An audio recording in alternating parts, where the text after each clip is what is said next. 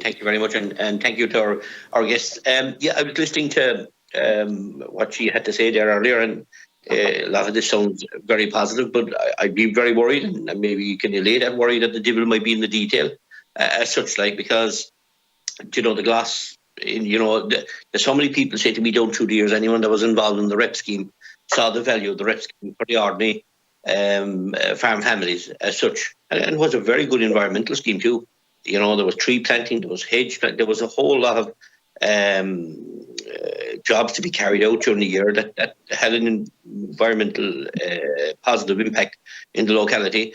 Now you're saying there's a glass in kind of an environmental scheme. Maybe you might elaborate more on what kind of a scheme that's going to be and what kind of payments are going to be rolled out to farmers. I'd like to, well, I maybe put in all my questions while I'm going. The organic scheme, like, in fairness to anyone that's in organics, it is for the love of it, I suppose. Look, I have a conflict of interest. I'm an organic farmer myself, but it's actually my son is running the farm now.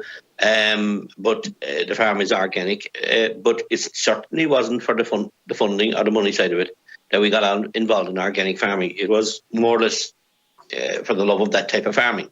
But for a young person to take over a farm and to run an organic farm, like, there has to be some, you know, we have to look at the existing ones, we have to look at new members that came in. There was a huge amount of money set aside previously, and then there was a criteria set that no farmer could get into the scheme anyhow. So my worry is that we're going to announce massive millions, and then you're going to set some kind of a criteria that was seen previously where others couldn't get into the scheme. Also, those who are in the scheme, like, are they going to get some kind of a decent payment for per hectare as to what they're getting to date? Because, you know, once they pay their membership fee once a year, which is, you know, steep enough, it has to be paid, and that's fair enough. Every December, January, you know, by God, I'm telling you, it is easy to count a few bob that's left in the grant aid that's coming to the farmer. And that's like, this organic scheme was the one scheme I felt that all efforts along the eco line should have been pushed in and around that area, because that's what you're doing there as such. Like, so maybe you might elaborate further on that. I also would, you know, concur there with Deputy Brown in relation to the Leader programme. You know, Leader is no longer what it was. And there's no point in anybody saying anything different to that. You know, my first steps in politics before Leader kind of became too political. You could send anybody, it should be one of the first things if somebody came to me with a fabulous plan in the community, either community or a private individual, but maybe kind of a tourism project or whatever, you'd send them to Leader. Now it's the last place to send them. I don't even know what the contexts are, because there's no benefit in my locality, little or no benefit. It's wrong of me to say no benefit, but there's little or no benefit. And if the rumour is out there that this is going to have less funding in the years ahead, it's a disaster as such, and the whole layout and the whole rollout of the Leader programme. And I think that's something that Brussels should be looking at. It should be re-looked again from start to finish, and it should be community-driven, community-delivered, and it will deliver to the community. At the moment, it's gone, and what I see is it's going to be all, if the money is less, it's going to be soaked up in administration and very little get back to the people on the ground, those who have the projects. So look, that's the glass, the Leader and the organic. I don't want to hold up the discussion because there's others as well, but I know the eco schemes, if you have a little bit more maybe information on the delivery of them type of schemes, or what are they proposed to be interesting, because farmers are, you know, a lot of farmers are on the breadline as such, and they're desperately trying to find a way forward in difficult times, especially the smaller farmer. You know, I'm worried about the dairyman too that has 50, 60, 70 cows. He's finding it an absolute massive difficulty to survive. I'm not saying that the fellow that's 150 is thriving, but I'm only just saying they're finding it more difficult, and there's regulations coming in down on top of them, and they're astonished. They're going to have to, like, one farmer told me he had 50 cows, he's out working every day, and he looks to me as if I'll have to cut down, he says, 50% of my cows if I'm to meet these targets that they're setting for me. So there's a lot of changes on the way, and I'd like to see what's there, you know, as a survival for a lot of those farmers. Thank you. Mr. Savage. Yeah, thank you, Chairman, and thank you, Deputy Collins. I might just maybe start with the point on, I know you mentioned about the devil in the detail, and there is a lot of detail, I suppose, in relation to the AECM, which you've asked about in terms of elaborating a bit on that. There's a reasonable amount of detail, I think, in the public consultation document, but I might just kind of summarise maybe some of the main elements for the moment, and by all means, if you want to come back with further questions on it, we'll be happy to take them. I think, to be honest, one of the key things here on the AECM, and I think it's something that that needs to be, I suppose, reinforced, is really the significant step up that we're planning in terms of environmental ambition under this, as we know it, the flagship environmental measure. So this is effectively the replacement for GLOS, and we're trying to build on the experience of GLOS, but also try and increase the environmental ambition that we can achieve through the scheme. I think it's probably fair to say that the amount of funding that's been allocated to the scheme reflects that commitment and reflects that determination to increase the ambition. So we're talking about €1.5 billion over the 5-year period from 23 to 27 to be spent on this agri-environment climate measure. And essentially, there are two elements to it. One is what's known as the AECM general option, which is the general scheme, which is effectively kind of building, I suppose, on the GLOS experience and has a similar kind of a structure in terms of how it's run. So there are kind of tier 1 priority environmental assets, for instance, that people have to put actions in place on farm to address if they are present on their holdings. There are also tier 2 priority environmental actions as well that have to be undertaken, again, as appropriate to the particular production that people are involved in, but also in relation to the landscape issues that they have, that they're experiencing.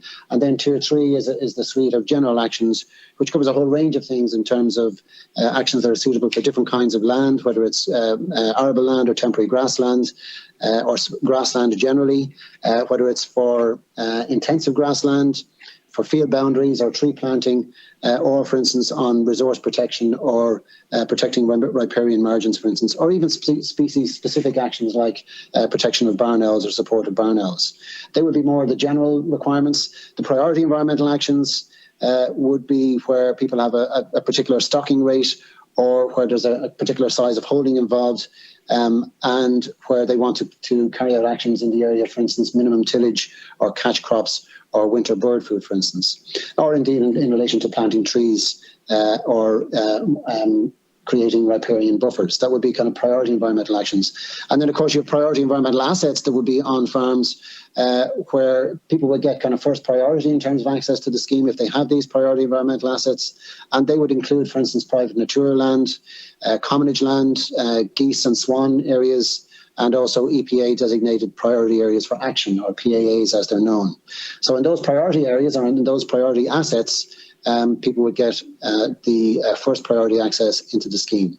And organic farmers, registered organic farmers, would also qualify for priority access under that tier as well.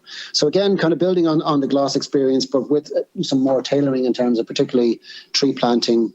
And I think also a slight change in the sense that we're moving away from maybe the species-specific focus that was that characterised GLOS into a more kind of holistic approach to maintaining and improving habitats.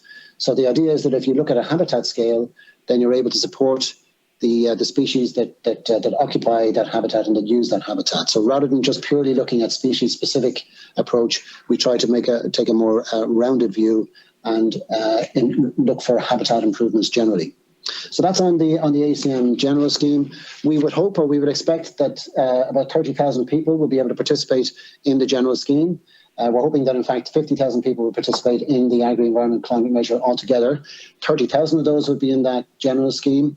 They would get, we expect, average payments of about €5,000 per hectare, up to a possible maximum of €7,000 per hectare where they have particular priority actions.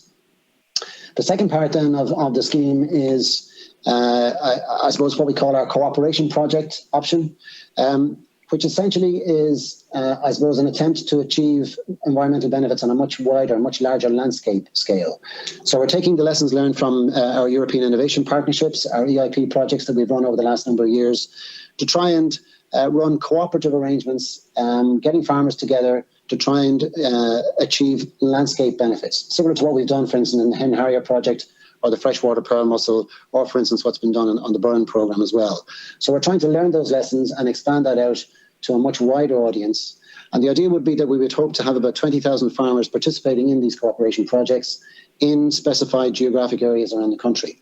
And again, the idea would be that if you're in those geographic areas and if you want to take part in the ACM, that you will participate in these cooperation projects. And there'll be a set of kind of standard measures that you have to carry out at farm level, but there will also be that landscape or river catchment element, which local action groups or local cooperation groups will engage with farmers on. We'll talk to them about the kinds of things that they need to do to address the biodiversity and environmental challenges that are in their area. And we'll put a plan in place to support that and to achieve those targets, working in collaboration with, again, large numbers of farmers in those areas. And we do hope, like I say, to have about 20,000 people participating in that. And in that scheme, again, because there is a much greater, I suppose, elements to the participation. There's the cooperative element. There's also a kind of a results-based approach increasingly being adopted here. We're looking at, as I say, 20,000 farmers participating, and we're looking at average payments of around €7,000, going up to €10,000 maximum in cases where people are kind of right at the higher scale of the measures that are being implemented. One other point, I suppose, that I mentioned just in a general sense, we are taking a much more results-oriented approach now to the operation of our agri-environment scheme. Previously, it was action-based, carrying out a particular action on farm, and you got paid for that. Now there's much more of a focus on results.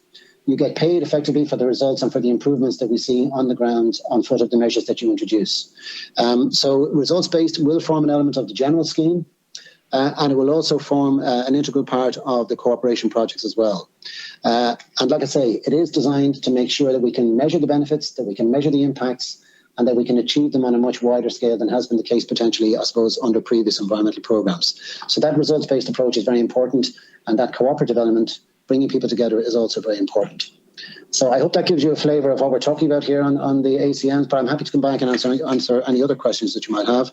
On organics, you mentioned about, again, the challenges, I suppose, of getting people into organic farming. And of course, they are challenges that we're very much aware of and again, that we'll be trying to deal with in the context of implementing the scheme. We do have an ambitious target there, as I mentioned. We are trying to make sure that what we do is consistent with the organic strategy as well. In terms of grant aids, again, I don't have specific grant aids. I think that question is still under review in terms of the design, the more detailed design of the scheme. And that will follow in the context of putting together terms and conditions and then the actual practical arrangements around the operation of the scheme. So I think colleagues on the organic side in the department are continuing to work on that. But again, I can come back to you with an update on where we stand in terms of the development of payment rates there after the meeting. And I'll contact colleagues on that side to get that information for you. On your point around leader, I mean, look, I take the point that you make in terms of maybe saying that it's not what it was, or that there's a perception of little or no benefit. I have to say that that's not something that's coming across strongly in the stakeholder engagement that we've been involved in. The question of, I mean, I know you talk about less funding and maybe need to look at that again.